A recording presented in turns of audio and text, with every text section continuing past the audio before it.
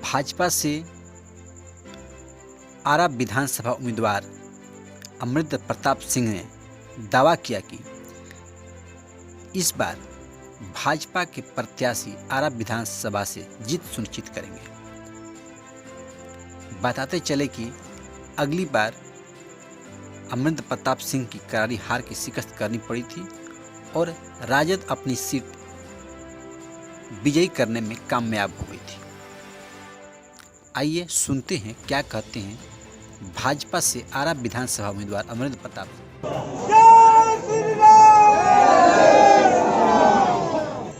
लोकतंत्र में नापसंद होना भी आवश्यक है और जरूरी है, और यही लोकतंत्र की खूबसूरती है।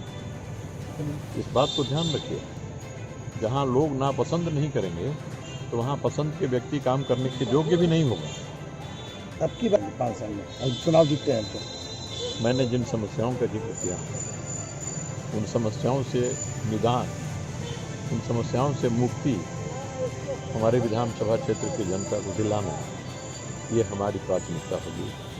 और एक मेरे जीवन का आदर्श है और वह संकल्प है। उसके लिए मैं मेरे इस मृतलोक में पुनर्जन्म भी लेना पड़े तो मेरी ईश्वर से ये प्रार्थना है कि वह भी मुझे दें, मृतलोक में फिर से आने को तैयार है।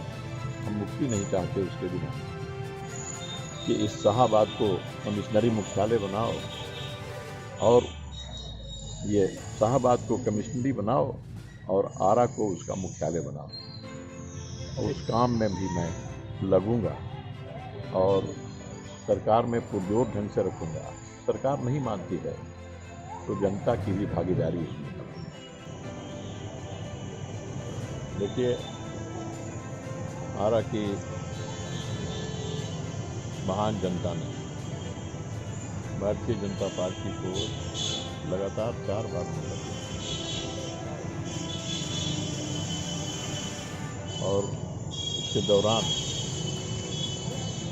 आरा शहर ही नहीं बल्कि विधानसभा का जो ग्रामीण क्षेत्र है वहाँ पर लोगों को राहत दिलाने का काम भारतीय जनता पार्टी की सरकार ने, जो गठबंधन की सरकार ने किया। लेकिन 5 वर्षों के काल अवधि में यहाँ से भाजपा प्रतिनिधि नहीं रहने की वजह से इस पूरे विधानसभा क्षेत्र में ऐसी दारुण स्थिति है जिसका बयान नहीं किया जा सकता। कहीं चलने के लिए, पैदल चलने के लिए भी रास्ता नहीं है। कहीं नाले बजा रहे हैं, कहीं आधा काम करके छोड़ दिया गया है। जाम की विकराल समस्या है, कोई सुनवाई नहीं है। ऐसे हालत में जनता बिहार सरकार है, हम मानते हैं, हमारे सांसद भी हैं।